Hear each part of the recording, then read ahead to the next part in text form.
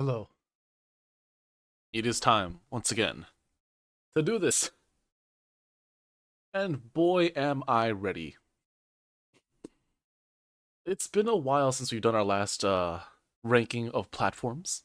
However, this is I guess, something I want to pick up back again. And so, we will. As usual, this is I guess, in my own perspective, the Crystal Peaks ranking for every single platform in the entire game. However, there is a little bit of caveat. One, I do try to take this in light of both speedrunning as well as a casual playthrough. So please don't, if you feel like, oh, this platform is clearly not that good or this platform is clearly better than you say it is, take it with a little grain of salt. This is still through my eyes, not through yours. The other thing is, what counts as a platform? Any individual, isolated, floating platform that's not connected to the ground, wall, ceiling, or anything else. It's one surface. It could be big, it could be long, but it's not connected directly to a wall or the floor. This first platform is pretty good. I like it. It's nice in the sense of, well, it basically leads you in, right? Because no matter which way you come from, this way, or you actually drop down from that direction, this is the first platform that you see. So I'm going to give this one a solid 7.5 out of 10.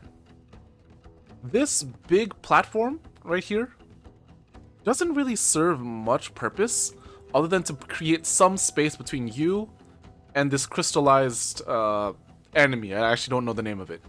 But that's really the whole purpose of it, so that it can create a little bit of distance and you can actually get a bearing of where you are. Other than that, it doesn't really do much, so I'm just going to give it a 7. Now, these platforms, I will be counting these platforms as their own individual platforms because even though they're moving, they are floating, they're not connected to anything else, and so we'll be taking a look at these as well.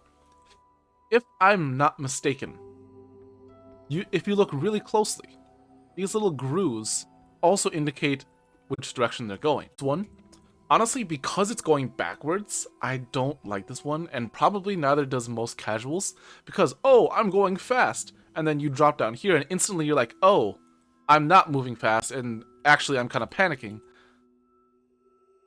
It's okay, I guess. I understand its purpose, though, and for that, I'm going to give it a 6.5. This one right here, though, is actually pretty hard, because this one is a fast-moving one, going in this direction. This one is pretty difficult. I'm going to give this one a 6.5 as well, mainly because it's such a different platform. It's a fast-moving one, it's going to the right, but it's meant that it's hard to get to here and hard to get to here for different reasons, though. The reason why it's hard to get to this one is because this one is also moving a fast-moving platform going in the opposite direction, which actually increases its difficulty, which is why I'm going to give this one a 6. This one, however, it's hard to tell, but this one is going to the right. But as you can see, there's a georock attached with it. This whole platform, individual platform right here, is really, really difficult. And is only meant, kind of as like a, hey, you need to learn how to navigate. I actually think this one's going to get an 8. Because it's supposed to provide a challenge. And if you don't have Gathering Swarm, any of the geo that drops off in this direction, you're basically going to lose. So make sure you have it for that one. This is not a platform that I can rank. Even though it does have a grub. Hello, grub. How you doing? I just gave him a hat. There we go. Alright, moving on. This next area is actually... we're going to start entering the realm of many, many platforms. So, yeah, hold on, because it's going to be a lot. Now, something that's important. These two things right here. Yes, they are covered in spikes. However, they are individual floating platforms, and so I will be counting these ones as well.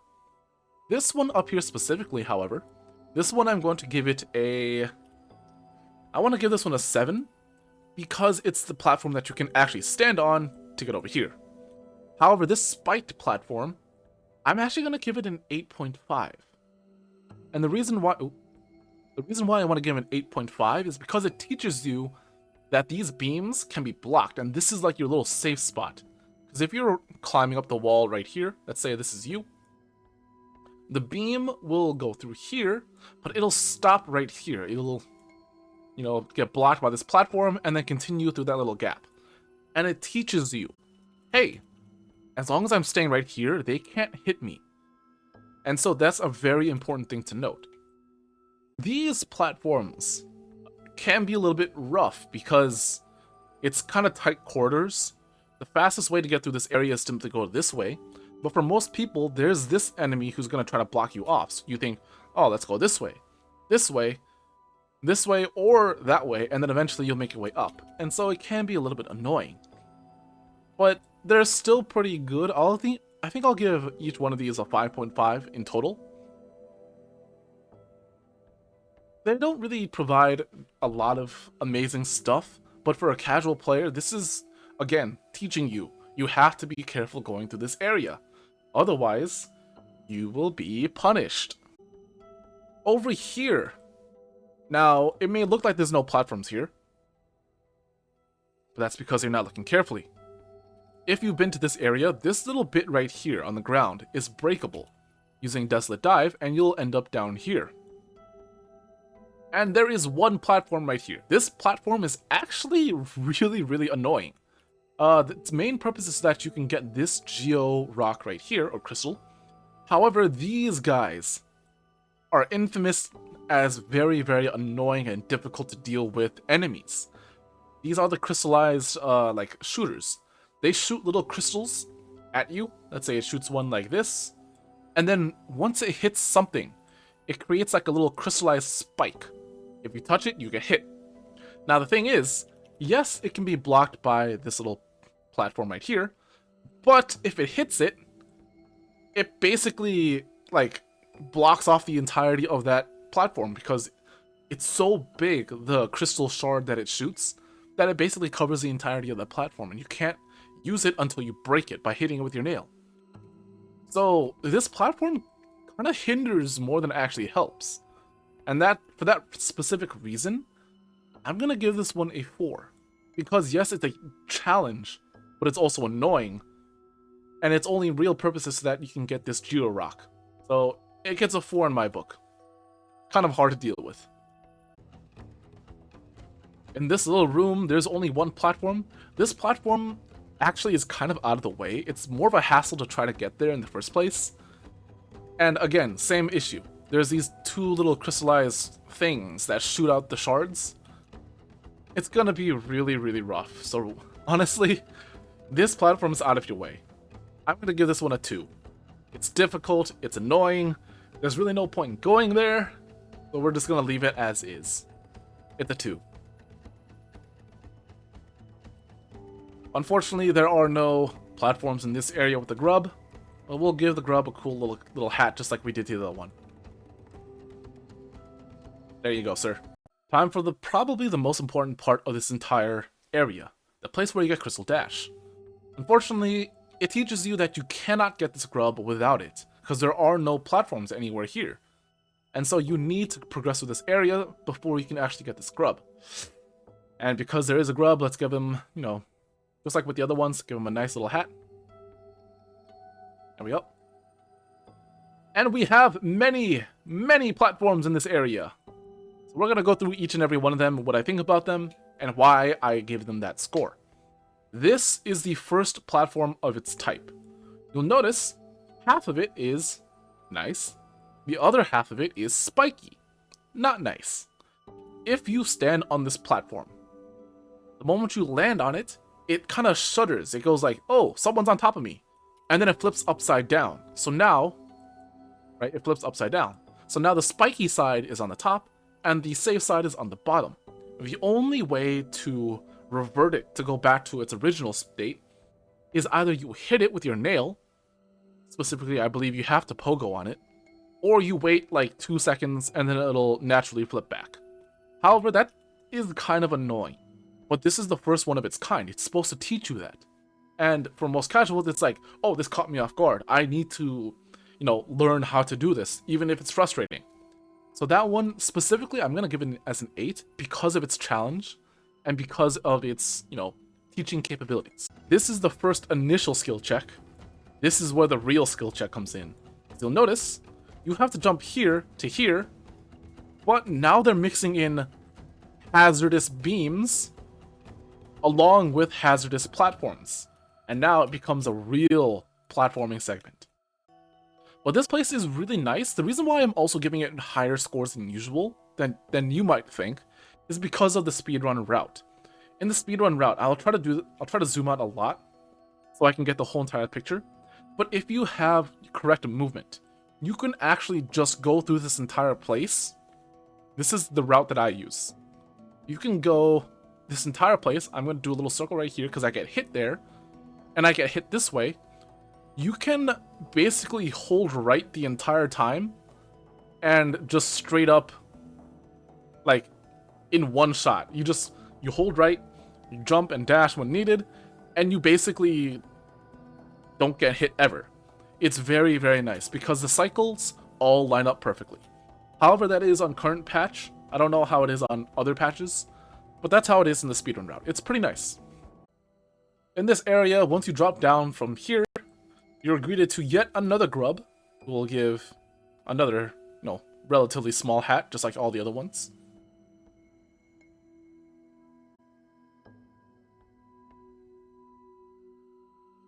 There we go. Another small hat for the small grub, just like all the other ones. These two specifically get a 7 because they're placed in an awkward scenario. You jump here, you can't jump back without pogoing. A lot of people don't know that immediately, so you're kind of stuck there, and you have to jump to this next platform. But this platform is so close to this platform, you might end up hitting the spikes on accident. And so because of that, the moment you touch this platform, you can't jump back, and you can't jump down because that one's probably still on its spike form, which means you have to jump to this one. But if you jump into the spikes on accident, you get sent back here. And things get difficult yet again. But the reason why this one's a 6 is because the moment you get up here, you're done. That's it. So, it's okay. This one, I'm going to give it a 5.5, mainly because there's this guy on it, but it is an individual floating platform, only one surface, but the moment you defeat him, you get to claim that platform for your own. And so now you've proven your dominance. From here, there are 2 paths you can go. You can go this way, or you can go this way. We'll focus on the bottom path for now because it's shorter. There is nothing here. And that portion is over. Except now that there's a grub here, I had to draw another small hat on him.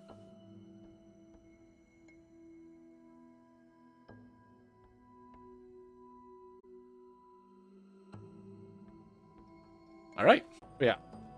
In this place, there's technically only 2 unwalkable surfaces. Or floating platforms. It's this one and this one. Neither of these can you walk on because they're covered in spikes, but they're technically floating platforms in of themselves. This one is nice. I like this one actually because the moment you get up here, the intended route is for you to go this way and then crystal dash towards the left. However, if you're smart, you'll actually stop here, realize I can just pogo my way up here, and then you'll just do that. Same thing with this one. This one will get... I'm going to give it an 8 for versatility, because you can pogo this way. Assuming you have double jump, you can pogo continuously up this way, and then just head out towards Hallownest Crown. If you don't have it, well, you can just go here, and then pogo across anyways. So it doesn't actually matter. But that's the nice thing about it. So I'm going to give that one 8, even if they're not technically walkable surfaces, quote unquote. Now, this is the part where things get hard. You see, we have finished the entirety of the Crystal Peaks except for 2 areas. And unfortunately, these 2 areas are not something that is easily seen. There's this area, it's a dark room, and there's also the Crystallized Mound, which also has a bunch of platforms. So unfortunately, because this one does not show all the platforms very well, we're going to go in-game to take a look at them, and then rank each one of them individually. So we're going to go ahead and do that. Alright, so in this dark room, there are a couple platforms. This one right here, If you don't have the Lumify Lantern, firstly and foremost, congrats on you for being a speedrunner, because there's no other purpose as to why you'd ever do this place without your lantern. But if you're doing this without the lantern, like I've done, it's very annoying and very hard, this is the first platform that you want to get on. And, you know, once you hit here, just dash up and dash there. Now, in speedruns, you actually kind of ignore a lot of the platforms. You go over here and you just crystal dash your way across, thus skipping a total of 3 other platforms.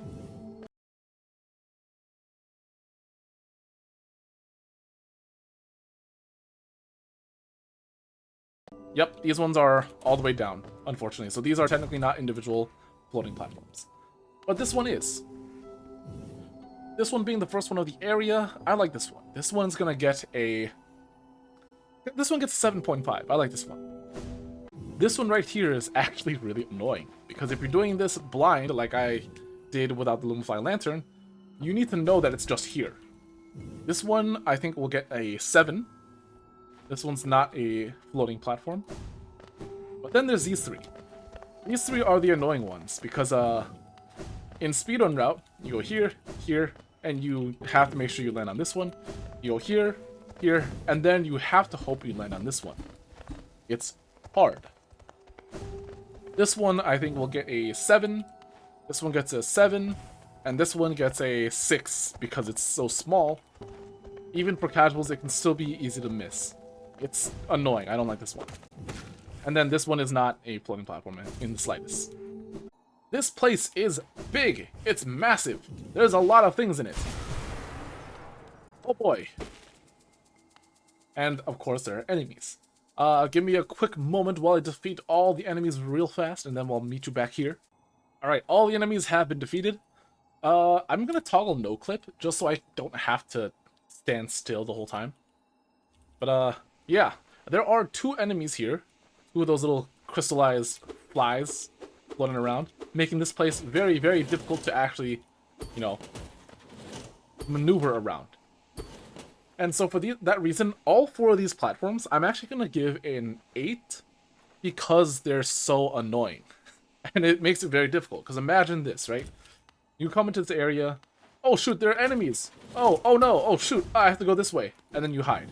Or you try to brute force your way through it, and it's like, uh-oh, I got hit. I land in the spikes. Many, many times. Very annoying. This one right here, if you're not prepared for it, this is one of the harder ones in the game. And let me explain why. Its only purpose is for that you can get this soul totem, which allows you to heal. However, see how low the ceiling is, where the spikes are? You can easily misclick or mispush, and you hit the ceiling. And you have to make sure that you're careful enough, because otherwise you will also just continuously stand on this platform and get hit. Thus, there's a potential that you lose 2 masks. This one specifically will get a 9 because it's so difficult, especially for casuals. This is where the hard part is. If you'll notice, there are 4 of these right in a row. So these two will get a 7, but these two will get an 8.5 for both. Allow me to explain why it's so difficult. If you're new to this game or just a casual player, okay, I'll just jump up here. Oh dear, I can no longer use the walls, because a lot of people will try to use this wall to climb up. They'll go like this. Oh shoot, I can no longer use this wall up here because there's spikes. And yeah, it can be rough. And of course there is a grub here, but we already saved him. Nor are we on Krita, which means I can't draw another small hat. Pause, hello. But that really kind of sums up this entire crystallized mound, because the moment you get up here, there's nothing left. It's just, you get your next upgrade. But that's really the only thing in this area. If you're learning how to speedrun, make sure that you enter this next area with at least 2 health. If you'll go this way, go like this, do a little hop, this. I like to go over, mainly because I also don't have any soul, and you just go like this, get hit by this one intentionally. And then you just go like that.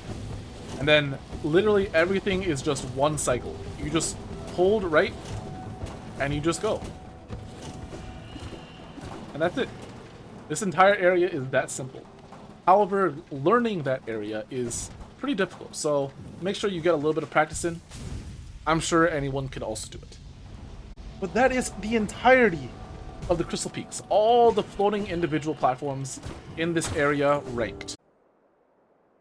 But yes, if you did enjoy watching my rankings of this place, why not consider subscribing or following on Twitter or Twitch?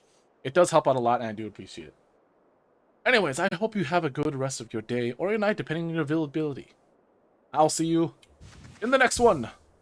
Let's go!